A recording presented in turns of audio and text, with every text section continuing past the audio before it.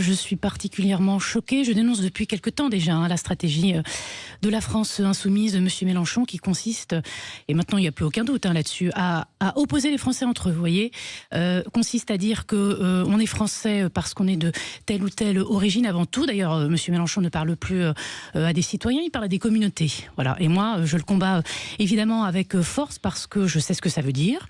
Je viens moi-même d'une petite ville de la banlieue parisienne, oui, de parents immigrés marocains. Et vous voyez, moi, la République, elle ne m'a pas construite en me demandant d'où je venais, mais en me demandant ce que je voulais devenir, ce qui fait une sacrée différence. Oui. Et donc, quand j'entends les mots grand remplacement ou Nouvelle-France... Ceux de Jean-Luc Mélenchon, c'est le discours de Toulouse. Absolument, oui. Ceux de M. Mélenchon, il y a quelques jours, je suis très inquiète. Particulièrement inquiète. D'abord, c'est un vocabulaire qui n'a aucune place au sein de la République. On emprunte quand même à des obsessions identitaires particulièrement violentes.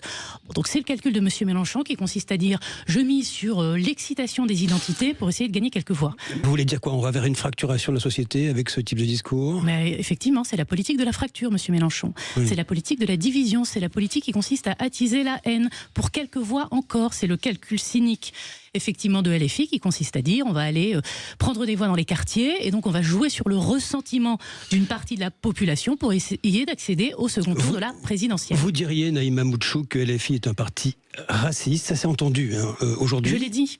Oui. Je l'ai dit, monsieur Aquilini, et je l'assume, puisque c'est une forme de racisme, effectivement.